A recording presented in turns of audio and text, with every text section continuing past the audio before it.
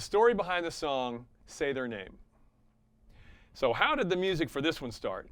We're going to start by telling you about the second half, instrumental section, and Darin's going to talk about one of his favorite bands of all time. So I think at least a lot of my influences, especially on keyboards, is very percussive. So, and I get that from a band called Gong, and this is P.R. Moreland's Gong.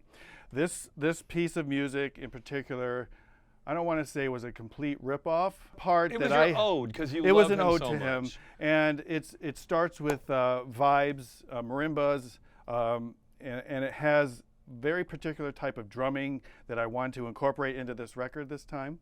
And I stole, I think, 3 or 4 different drum fills of his, which are iconic in my brain. So I really wanted to pay a tribute to him because he was a really big influence, and there's not a lot of people who know about Gong and P.R. Moreland's Gong.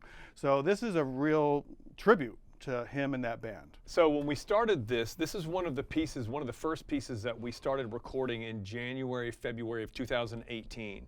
We had come off the first 2 records. We had toured around the United States. We had toured in England in the summer of 2017. We performed at Progstock. We had some other shows in 2017, and we turned around and came right back into the studio. And this is one of the very first things that Darin and I did together. So we always called it the Gong section, knowing that we wanted to have it somewhere in some song. Well, I think that section, to me, it's a very reminiscent of a Steven Wilson song, because there's the beginning section, which is very, you know, the vocal section, and it's very kind of poppy, and then we move into this second section, which is very progressive, and I think it's a very reminiscent of a Steven Wilson kind of prog song. So that's where I think this kind of thing is. You can almost slice it right in half, and one piece is this and one piece is that. So.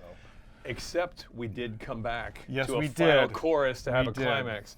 And one of the things in another video, you'll see Darin reference me referencing David Foster and other famous producers, because one of the criticisms that we've had from our first album and from our second album was the people said that they thought we could do a better job with the songs. They always said they thought the music was good, but maybe the songs didn't mean anything, or they didn't move them well enough. So as part of my study as to become a better songwriter, how can we write better songs, is that we noticed that songs that are memorable always have a climax at the end.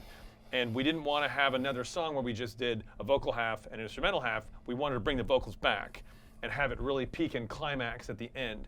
And we have to thank Alek Darson for this, because it was his idea that we go into a key change for that final vocal section. That was Alek's idea, and it worked really well. So thank you, Alek. So for the vocal part of this song, it was late 2018, 19, 20, and Billy and Natalie were coming over for a songwriting session, and they came in, and the cave is now literally over twice as the size as it is now, and the entire cave was like half this size. So they're just sitting there talking while I'm plugging things in and wiring and cabling up stuff and getting ready to write and record.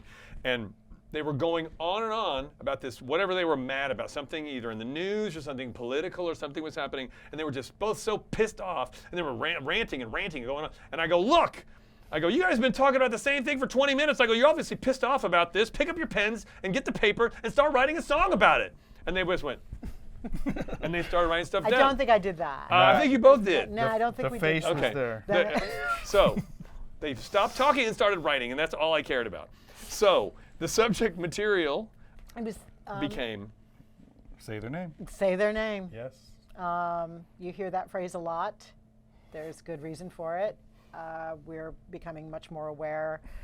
And sure, my becoming, getting my master's in social work certainly informed my daily thoughts at the time. And then... And the original working title, when they wrote it, was Whitewash. Whitewashed. But it's about,